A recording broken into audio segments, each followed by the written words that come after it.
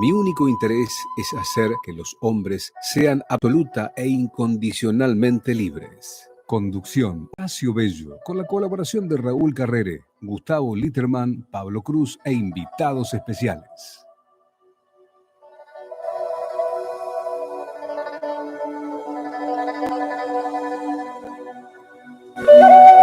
Buenas noches, amigos, amigas. Un nuevo programa de A la Luz de Krishnamurti en nuestro nuevo ciclo 2022.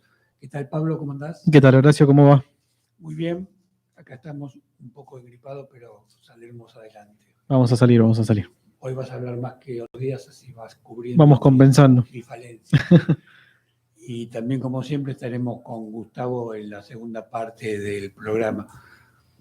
Estuvimos hablando directa e indirectamente en los últimos programas sobre la cuestión del cambio, ¿no? de la posibilidad del cambio humano o de la necesidad de cambios, según lo enfoquemos desde una perspectiva o de otra, ¿no? Y a mí se me ocurrió pensar un poquito para ir cerrando esta etapa de análisis de esta cuestión. ¿Para qué queremos cambiar, no? Es decir, lo hemos enfocado desde distintas perspectivas, pero quizás no lo hemos encarado desde el punto de vista práctico, si se quiere, ¿para qué queremos cambiar, no? Entonces, creo que la búsqueda de una respuesta a esta pregunta tiene que ver con nuestros condicionamientos. Y creo que tiene cierta trampa la pregunta y la eventual respuesta, porque la búsqueda de la respuesta quizás deje al descubierto el nivel de condicionamiento que tenemos. A ver, para pasarlo un poquito en blanco. Si yo digo quiero cambiar para estar bien, estoy vinculando el cambio a mis estados anímicos, a mis condiciones físicas, psíquicas y a una necesidad de dejar de sufrir, de dejar de tener dolor, dejar de estar en un estado de desasosiego, ¿no? Ahora bien, ese cambio, si no tiene una raíz que se vincule a la comprensión de por qué estoy mal, por qué quiero salir del estado que me genera malestar, es un cambio que no va a ser tal porque no fui a la médula que va a permitir, si todo va bien, que realmente ese cambio se produzca y se consolide y madure en cada uno de nosotros. Por eso me parece que es una buena pregunta como para que desde otra perspectiva, así como dándole una vuelta de rosca a la cosa, encontremos esa faceta que tiene que ver con la comprensión de lo que somos y de desentrañar cómo se fue estructurando ese mal estado que tenemos que nos obliga al cambio, porque en definitiva, digo yo, la necesidad del cambio tiene que ser una consecuencia natural de mi mal estado y no algo que esté simplemente vinculado a dejar de no tener dolor, porque indudablemente ese cambio va a ser efímero y superficial con seguridad, porque esa necesidad... Y reactivo. Claro, porque esa necesidad reactivamente ya viene, digamos, mal nacida y la consecuencia será una situación efímera y sin raíz.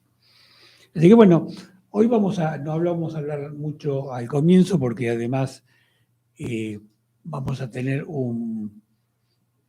un audio de nuestra amiga Estela Saavedra, creo muy interesante, con mayor extensión de lo normal, porque lo vamos a dividir en 2 partes, pero lo vamos a pasar en su totalidad en el programa. Así que vamos a tratar de ir ahorrando tiempo para que eso se pueda desarrollar de una manera prolija, ¿no? Pero me gustaría antes preguntarle a Pablo si quisiese agregar algo sobre esa cuestión que yo traje a colación, para luego sí ir al audio y tomarnos el tiempo si es necesario para reflexionar sobre eso. Sí, yo estaba pensando mientras vos hablabas y no podía evitar no podía evitar hacerme la pregunta desde dónde queremos cambiar y qué patrones reactivos disparan ese punto de partida. ¿Y cuál es la extensión de la seriedad de esa intención de cambio? ¿A qué voy con esto? Que como bien vos decías, yo puedo concentrarme, yo puedo tener la intención de dejar de sentir dolor o insatisfacción o lo que sea. Entonces, la, la- la seriedad con la que voy a embarcarme en el cambio no va a ir al hueso, porque en cuanto yo cumpla la meta de adormecer esa sensación amarga, desagradable, voy a parar porque hasta ahí estoy, hasta ahí llegué y a partir de ahí voy a seguir con el patrón con el que venía ya subido al caballo. Entonces ahí lo que vuelvo a preguntar es desde dónde uno decide o dónde uno tiene la intención, desde dónde nace la intención de cambiar o de dejar de hacer lo mismo que venía haciendo. ¿Y cuál es la seriedad? ¿No? Con seriedad me refiero a cuál es hasta dónde estoy dispuesto a llegar. Hasta dónde estoy dispuesto a llegar. Porque como dijimos ya en más de una ocasión, el cambio es arduo, porque saca a flote todo, y se requiere de una actitud firme para poder para poder atravesar todo eso que sale a flote. Claro. Porque como la raíz es inconsciente, uno ni siquiera sabe qué es lo que va a salir a flote. Entonces, ¿puede existir un cambio que no esté nacido, no esté concebido en un eje puntual? Bueno, es una pregunta que no sé si tiene una respuesta precisa, pero creo que tiene por lo menos 2 facetas. Una que sería no. ¿Por qué no? Porque si yo no tengo la necesidad de cambiar, no voy a cambiar. Pero el sí, que sería sí sin un eje puntual, podría entenderse como una etapa, si se quiere, posterior, por el cual uno comprende la complejidad de aquello que lo ha llevado al desasosiego. Cuando uno intenta y comprende la complejidad de ese desasosiego, se da cuenta que para que el cambio tenga, como hablábamos antes, estabilidad, permanencia y profundidad, tenés que ir a la raíz que gestó tu estado. Y un poco para cerrar diría, lo importante además es comprender que el cambio no necesariamente te va a llevar a un mundo de flores y de rosas, o de rosas floridas o de belleza permanente, sino que el cambio también te va a llevar en algún momento a situaciones difíciles, porque el cambio en definitiva, por lo menos como lo encaramos nosotros, lo vemos nosotros, tiene que ver con asumir la realidad, los hechos tal cual son. Y los hechos no siempre son como uno desea, ¿no? Entonces, si el cambio implica no vivir en la fantasía, también tiene un precio.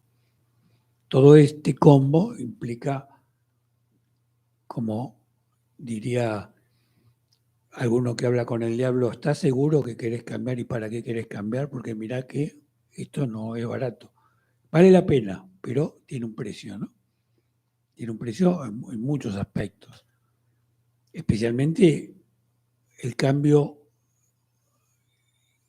que te lleva a la autenticidad implica no vivir siempre en la corriente que socialmente se impone, implica vivir en la medida de tus posibilidades en la autenticidad, implica en definitiva vivir muchas veces de contramano de lo que la sociedad impone, ¿no? Y eso también puede llevarte a la soledad o a la incomprensión. Entonces también tenemos que saber que ese cambio tiene que tomar raíz en una maduración de tu yo para que esta estructura interna nuestra esté en condiciones de bancársela, de tener la templanza, de enfrentar la vida con todas estas contingencias que la misma vida te impone, ¿no? Y a las que te lleva. Así que bueno, creo que están dadas un poco todas las cosas que quisimos desarrollar en estos últimos programas y como decíamos hace unos minutos, vamos a ahora inmediatamente escuchar un audio que está separado en dos partes, que como dice nuestra amiga Estela Saavedra, es un texto que está incorporado en nuestra página de Sintonía hace varios años, de A la luz de Krishnamurti, y es el diálogo final que tiene Siddhartha. Esa es la novela sobre la cual gira este diálogo, con su amigo del alma, Govinda, y que seguramente va a generar muchas reflexiones internas y veremos luego de esta primera etapa con la música que lo acompañe qué podemos aportar, agregar si es nuestro deseo. Así que le decimos a Nico que ponga el audio y después nos reencontramos. No hace falta recordarles a aquellos que no son tan jóvenes que hace algunos años era casi obligatorio leer a Hesse. Para muchos fue la introducción en un mundo distinto, donde las categorías tradicionales eran cuestionadas. En el caso particular de su novela Siddhartha, por su intermedio en Occidente, se abrió una de las primeras ventanas masivas que permitieron conocer una cultura que hablaba otro idioma. En esta oportunidad del libro citado seleccionamos un diálogo final entre su protagonista y su amigo de toda la vida, Govinda. Antes de partir, Siddhartha, permíteme que te haga una pregunta más. ¿Tienes una doctrina? ¿Tienes una fe o una ciencia a seguir para que te ayude a vivir y a hacer el bien? Siddhartha responde, ya sabes, querido, que cuando era joven, cuando vivimos entre los penitentes del bosque, solía desconfiar de las doctrinas y de los doctrinarios, y solía volverles las espaldas. Sigo siendo igual. Sin embargo, he tenido desde entonces muchos maestros. Una hermosa cortesana fue mucho tiempo mi maestra, y un rico comerciante fue mi maestro, y algunos jugadores de dados. Una vez también lo fue un joven Buda caminante. Se sentó junto a mí.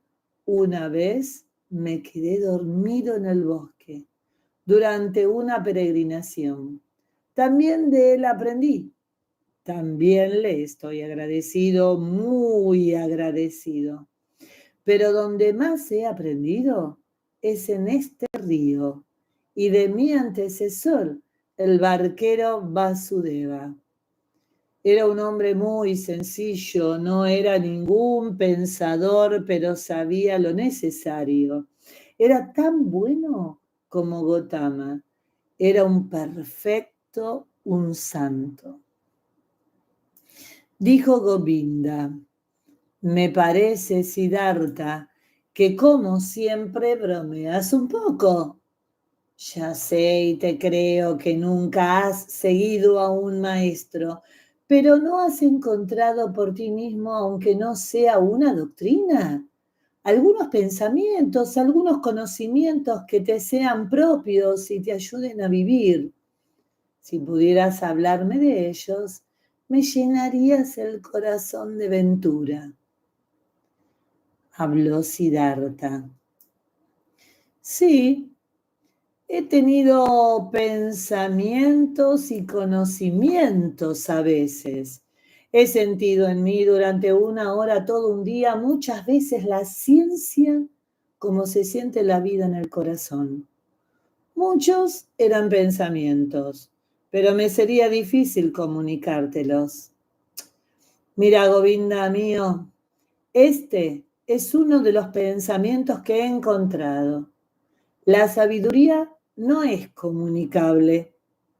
La sabiduría que un sabio intenta comunicar suena siempre a necedad. ¿Bromeas?, preguntó Govinda. No bromeo, digo lo que he hallado. Se pueden transmitir los conocimientos, pero no la sabiduría. No, se la puede encontrar, se la puede vivir, se puede ser arrastrado por ella, se puede hacer con ella milagros, pero no se la puede expresar y enseñar. Esto era lo que ya de pequeño sospeché muchas veces, lo que me apartó de los maestros. He encontrado un pensamiento, Govinda, que podrás tomar a broma o por sandez, pero que es mi mejor pensamiento, el que dice lo contrario de cada verdad es igualmente cierto. O sea, una verdad solo se deja expresar y cubrir con palabras cuando es unilateral. Unilateral es todo lo que puede ser pensado con pensamiento y dicho con palabras. Lo unilateral, lo parcial, carece de integridad, de redondez, de unidad. Cuando el sublime Gotama, enseñando, hablaba del mundo, lo dividía en samsara o nirvana, en mentira y verdad, en dolor y liberación. No hay otra solución, no hay otro camino para aquel que quiere enseñar. Pero el mundo mismo, el que existe a nuestro alrededor y dentro de nosotros, no es unilateral.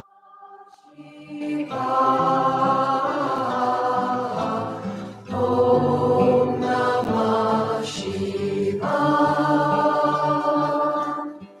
Shiva Om Namah. Om Namah Shivaya. Om Namah Shivaya.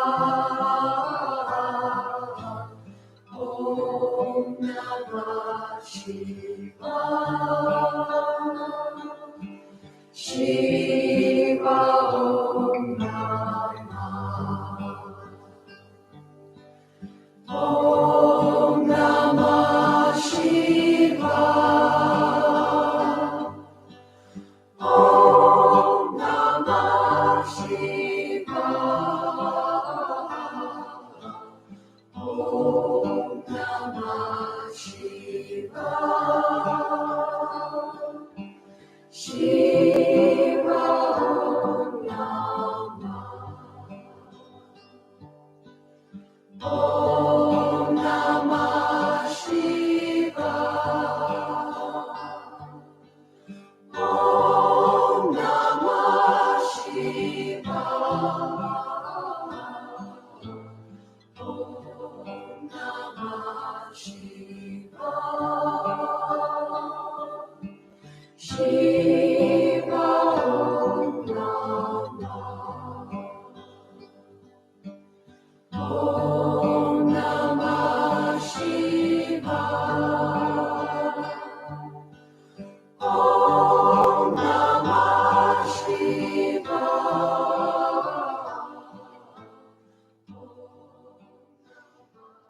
Pero el mundo mismo, el que existe a nuestro alrededor y dentro de nosotros, no es unilateral.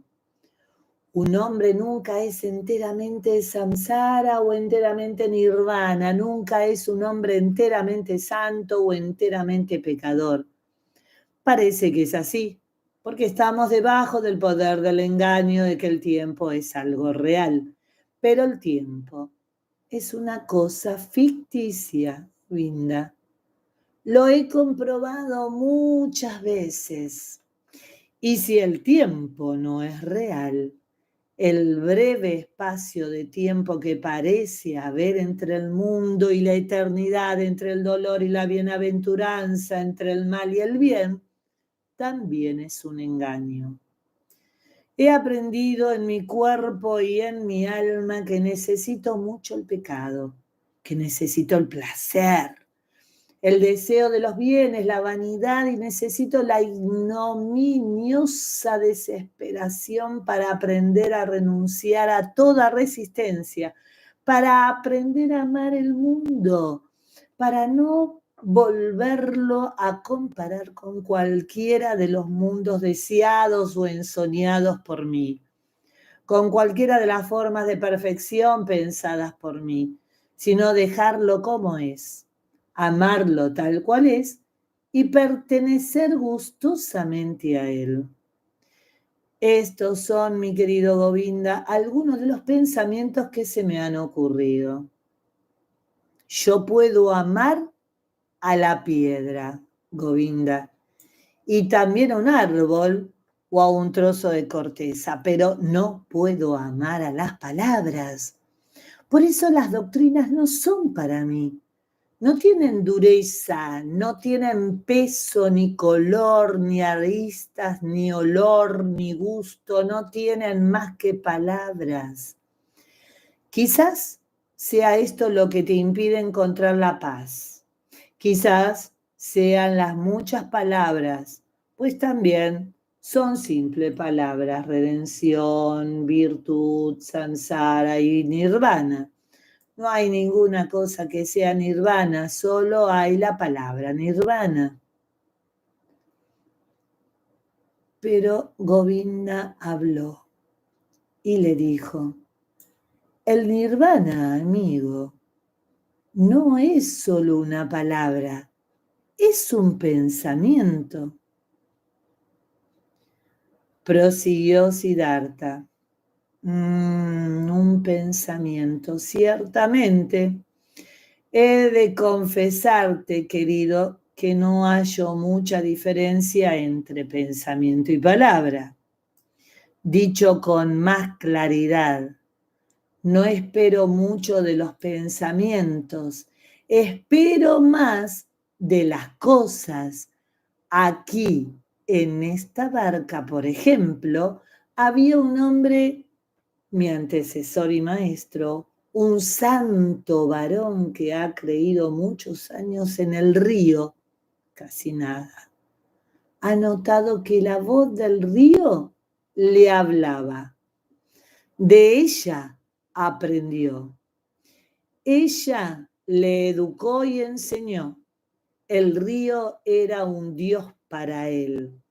Durante muchos años ignoró que cada viento, cada nube, cada pájaro, cada escarabajo es tan divino y tan sabio y puede enseñar tanto como el reverenciado río.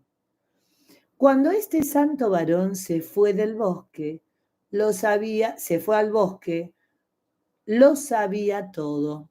Sabía más que tú y que yo, sin haber tenido maestros, sin libros, solo por haber creído en el río.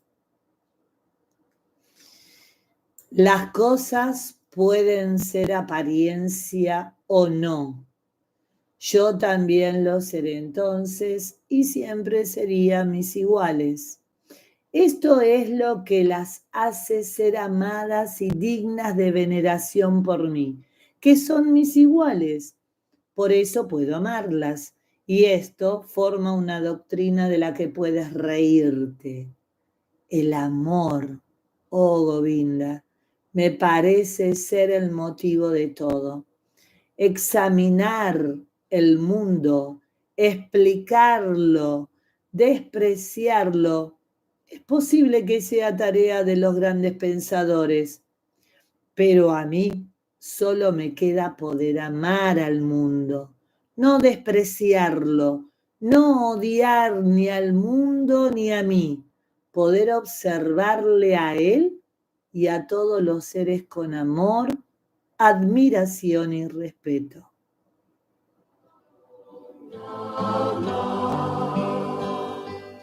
Bueno, muchas gracias.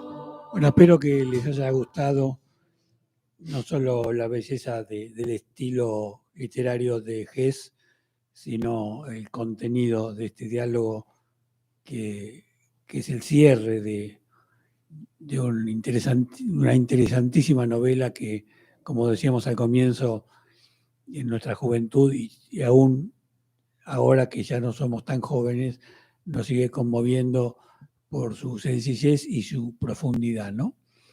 Y no sé si Pablo quiere decir algo sobre lo que escuchó, que seguramente no lo habías escuchado en tu vida anteriormente, así en crudo. Y si no, nos comunicaremos con Gustavo en lo inmediato. Me llegó bastante la simpleza de la charla, como algo relajado e incluso con un tono quizás hasta de comedia por momentos, expresaba algo que no se puede expresar. Exacto. Bueno, Gustavo, ¿estás por ahí? ¿Qué tal, Horacio? ¿Cómo estás? Muy bien. ¿Vos? Bien, bien, gracias a Dios, bien. ¿Vos cómo andás, Pablo? ¿Qué tal, Gus? ¿Cómo va? ¿Todo bien? Bien, ¿y vos? Bien, bien. Bien, por suerte bien. Por suerte bien. No, yo me quedé en el encuentro entre las dos culturas.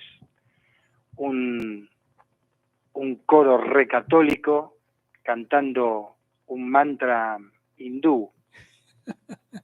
Bueno, no hay que ser tan dogmático.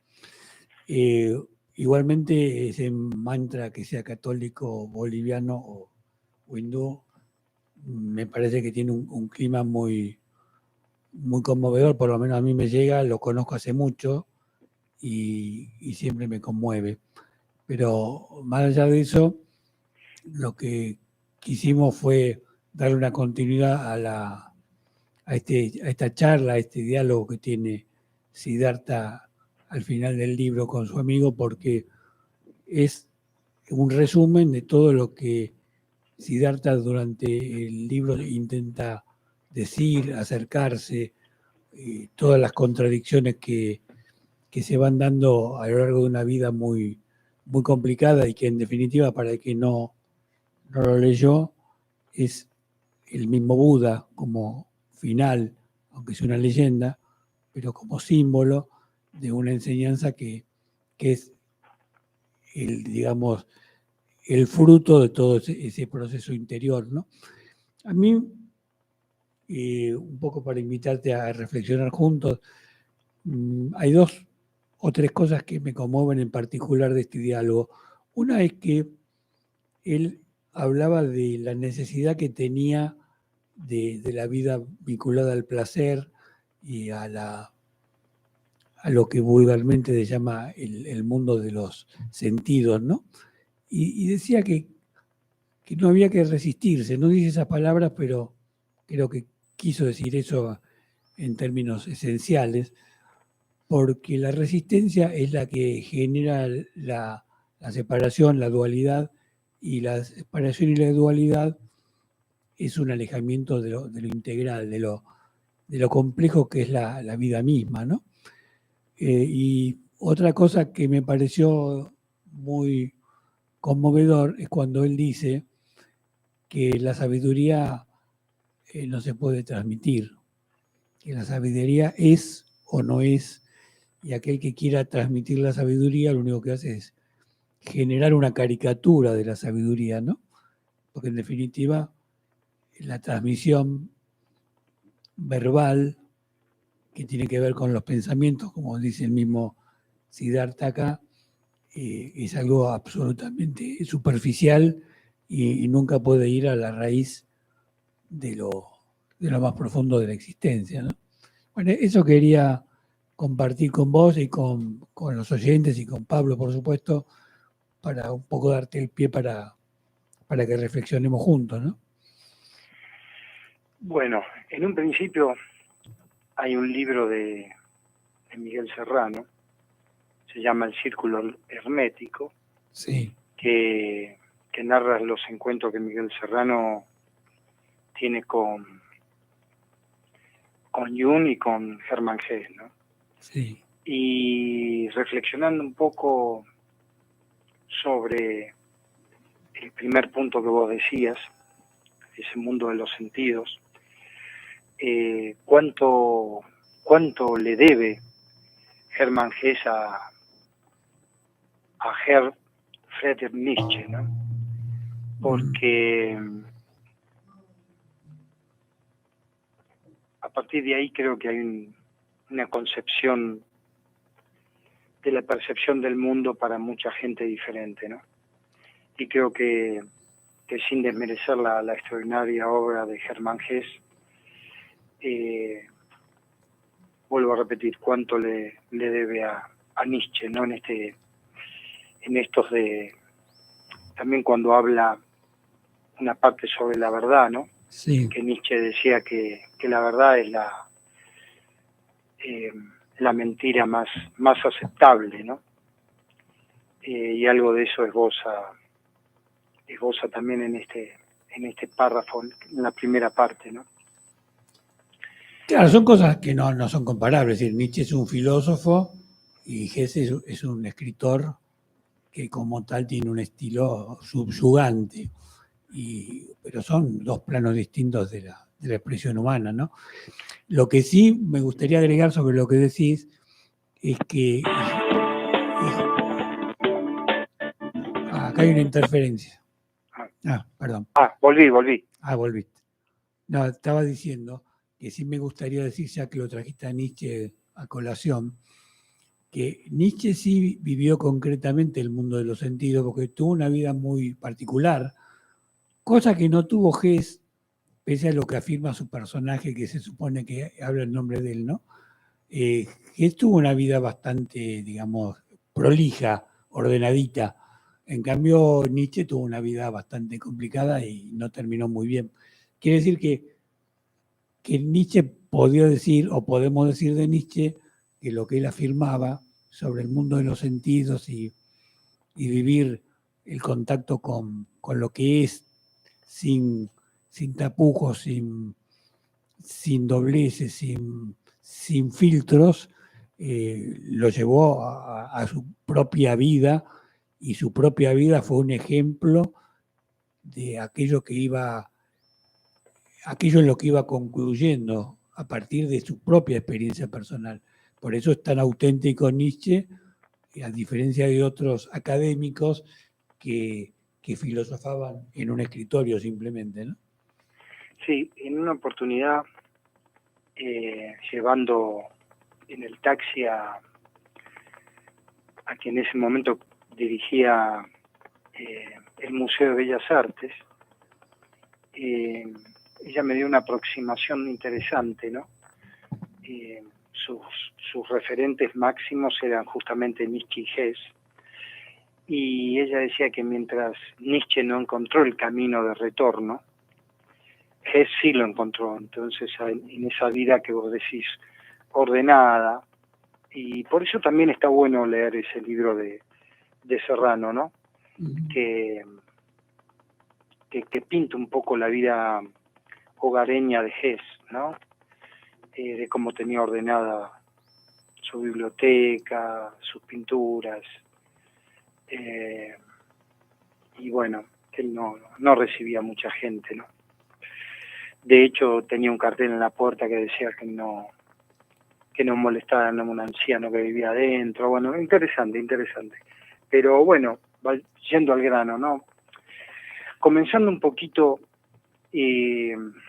salpicado lo que pude escuchar que hablaban con Pablito al comienzo sobre el cambio, ¿no? Sí. Creo que lo que hay que ver y evaluar detenidamente es que el cambio se va dando como algo natural, no es algo que uno salga a buscarlo.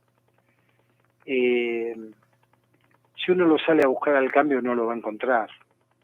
El cambio es un proceso natural. Y se dará de acuerdo también a circunstancias que nos rodean, a posibilidades internas, ¿no? de aceptar eso, porque el cambio, como vos bien lo dijiste, también es un reto muy, muy fuerte y que muchas veces nos pone en la disyuntiva de seguir avanzando por esa senda o detenernos. Porque bueno, cambiar incluye también que uno está en relación, ¿no? En la vida con otros seres, y que muchas veces, como vos lo expresabas, ese cambio impulsa a una soledad o impulsa a nuevas actitudes que las personas que nos rodean les puede resultar inentendibles. Entonces, bueno, es todo un proceso muy cuidadoso, pero que muchas veces también tiene una potencia tan fuerte de que uno, bueno, que es necesario para romper esas estructuras que a uno muchas veces lo atan, que lo condicionan, ¿no? Incluso romper con la propia historia, que desde algún lugar nos constituye, como justo antes de pasar al aire, estábamos hablando con Nico, nuestro amable y gentil operador, ¿no? Entonces, es todo un tema, hay mucho implicado en eso, en lo que se llama cambio. Pero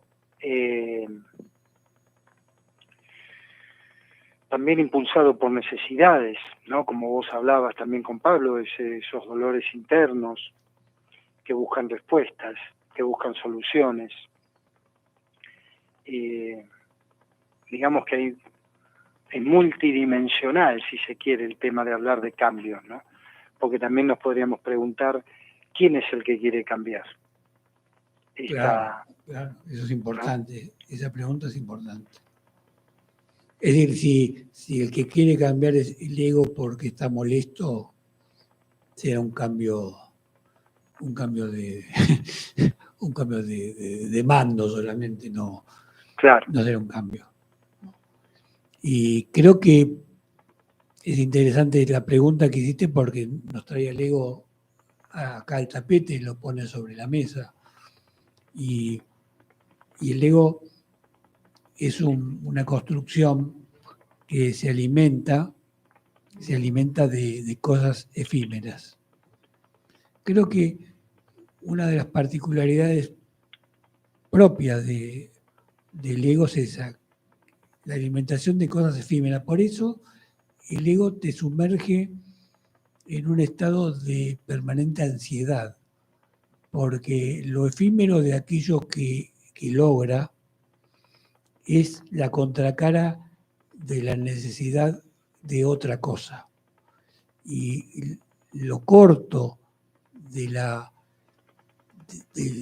estado de saciedad que te otorga el ego genera angustia, porque hay un ir y venir de deseo, satisfacción y vacío existencial. Y creo que romper el círculo vicioso es el cambio. Pero, bueno, es un tema complejo que habría que desarrollar. Mira, cuando creo que está al final de la primera parte, sí.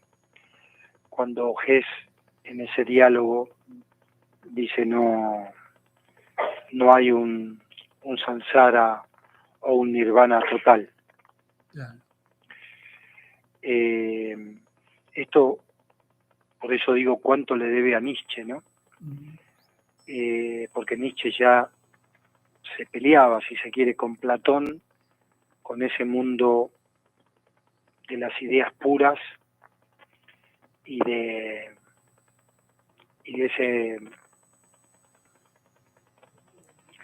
ese otro estado que es el que nos toca vivir, donde esas ideas están deformadas, que un poco lo toma el catolicismo también, diciendo, bueno, hay un paraíso y a vos te toca vivir acá, pero quédate tranquilo que está la posibilidad cuando dejes este cuerpo de que te toque el paraíso, pero también te puede tocar el infierno, así que acá pórtate bien. Entonces, nos encontramos con este tema de esta caracterización rápida del bien y del mal, ¿no? Qué es bueno, qué es malo. Incluso vos fijate que comienza prácticamente este párrafo diciendo, preguntándole, ¿no?, a este supuesto Buda, su amigo, ¿cómo haces para vivir y ser bueno? Bueno, habría que ver también qué es ser bueno. Claro. Porque ahí está el juego, es decir, nos han metido en un juego que nos ha sacado de la naturalidad. Bueno, por eso él, de manera radical, descree las palabras como vehículo para comprender, porque es fundamental ir a esa médula que es una de las obstrucciones para que veamos las cosas tal cual son. Las palabras terminan teniendo un encanto, particularmente en Occidente, ¿no? Un encanto de fascinación. Entonces, las mismas palabras te llevan primero a enamorarte de lo que no existe y luego a enfrentarte al otro por ese enamoramiento de lo que no existe. Entonces es como una cruel paradoja que lleva a la vida de enfrentamiento que en general no va a la esencia de las cosas, ¿no? Y entonces es muy complejo. Me pareció muy interesante cómo hacía hincapié el tema de las palabras y el vínculo con el pensamiento. En un momento dado, él le dice, no, pero las palabras y el pensamiento son útiles. Y él decía, las palabras y el pensamiento son lo mismo. Y de algún modo es la entraña de la cuestión, porque ¿qué diferencia hay entre el pensamiento y las palabras? Quizás hay una gran diferencia entre el pensamiento y la inteligencia, porque la inteligencia es la fuente del pensamiento, pero muchas veces creemos que el pensamiento es la fuente de la inteligencia, y ahí es cuando la pifiamos, ¿no? Creo que es muy importante también caminar por ese lugar para ir a la médula de las cosas, ¿no? Sí, cuando uno de repente cierra los ojos y penetra en el silencio, cuando uno ya no queda movido muchas veces por las imágenes que se producen, sino que está atento a todo ese movimiento de energía, si se quiere, se da cuenta cómo automáticamente aparece ese centro, esa estructura que es el yo, ¿no? Proyectando quizás la imagen y a su vez queriendo comprenderla o queriendo encontrar explicaciones o hacia dónde va. Y nos damos cuenta cuando de vuelta uno penetra en la profundidad de ese silencio que no hay tal cosa como ese centro, ¿no? Y qué es esa cosa, ¿no? Porque estamos tan acostumbrados en lo cotidiano a esa lucha permanente, a esa búsqueda, que quedamos pegados, ¿no? a esta imagen que creemos que somos, y en realidad lo que sostiene a ese pensamiento, y mucho más las palabras, porque todavía son mucho más materiales las palabras, ¿no? que el pensamiento, nos damos cuenta que hay otra cosa, ¿no? que generalmente uno dice es energía, bueno, es el todo, la nada, bueno, la gente le da muchas palabras, pero en definitiva lo interesante es observar cómo se genera, ¿no? Cómo se autogenera este centro y el movimiento que a su vez le imprime al movimiento de lo cotidiano. Sí, sí. Y a mí me gustaría también agregar algo que quizás a veces pasa desapercibido, y es el vínculo que tiene tomar contacto con la realidad esencial y la naturaleza. Porque, por lo menos a esta altura de mi vida, me parece que es una de las claves que nuestra cultura de ideas no nos permite comprender adecuadamente en ese acercamiento a la sabiduría, ¿no? Si me permite la pomposa palabra. ¿Por qué? Porque como hablábamos de las palabras y el pensamiento, cuando construimos con palabras nuestro pensamiento, nos alejamos de la naturaleza, nos alejamos de la vida en definitiva. Es decir, generamos una barrera artificial entre la vida en el sentido más amplio de la palabra y uno.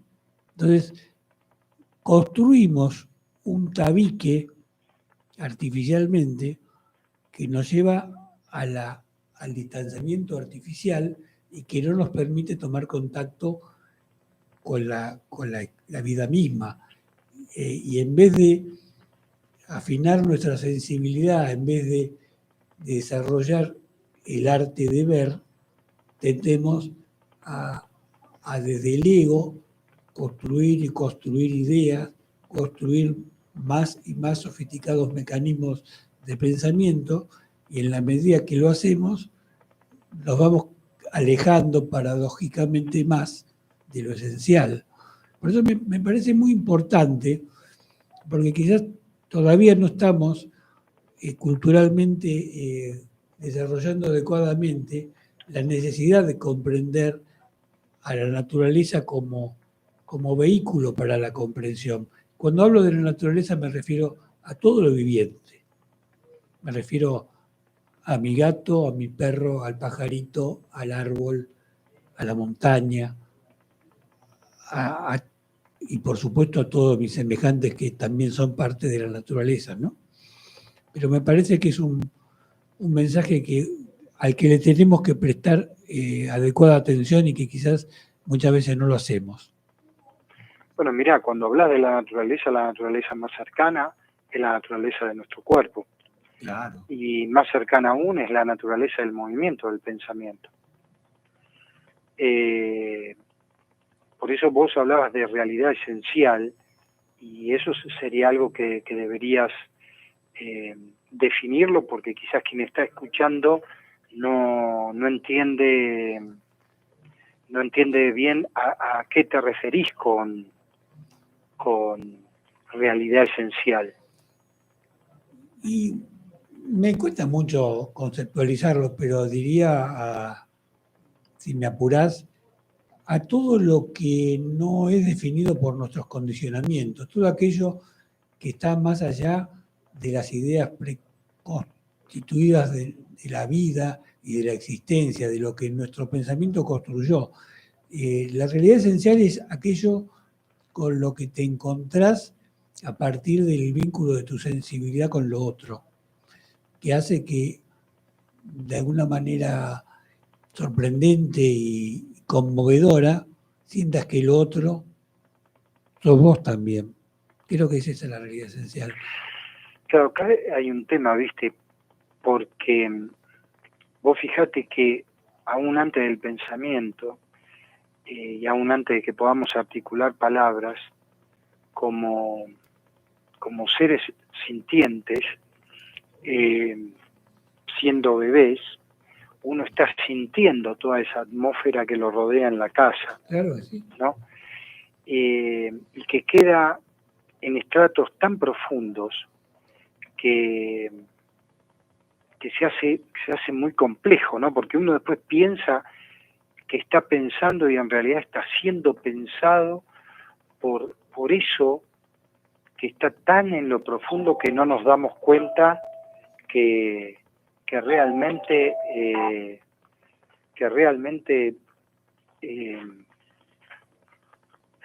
está ahí, ¿no? Entonces, ahí para profundizar en eso, yo creo que la única alternativa es ver qué brota, como decíamos antes, en ese silencio profundo, y ver si uno realmente puede, indiscutidamente,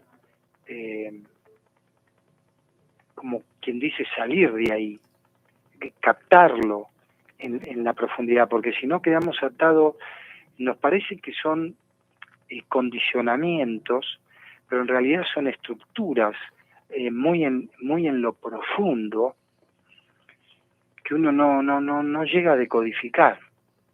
Sí, es decir, estructuras y condicionamientos son de alguna manera lo mismo. Creo que lo que vos querés significar es que es un condicionamiento sólido y profundo que como estructura es muy difícil de desarraigar, que no es un mero obstáculo, sino que es algo que tiene una raíz lo suficientemente profunda como para que cueste mucho eliminarlo, ¿no? Supongo que es lo que querrás decir. Sí, en un principio ni siquiera lo vemos. Claro, bueno. Ese es el tema, es decir, está ahí operando sin que podamos ser conscientes de eso. Claro, bueno, como dice la película La Matrix, ¿no?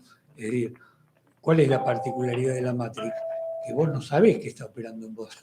Si vos tomases conciencia de que está operando, es el comienzo de la comprensión.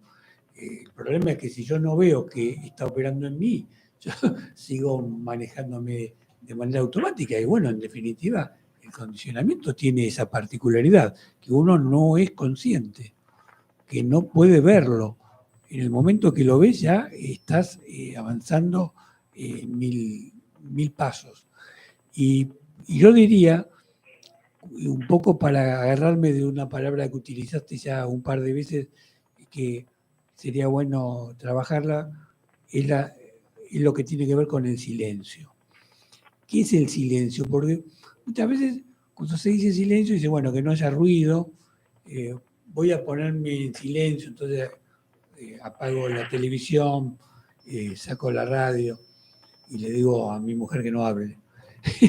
Pero el silencio, en definitiva, es generar el espacio para que la inteligencia pueda expresarse, porque todo el ruido que nosotros producimos es un obstáculo para que la inteligencia pueda entrar en nosotros e influir en nosotros, si se me permite la palabra. Entonces, las condiciones adecuadas para es el silencio.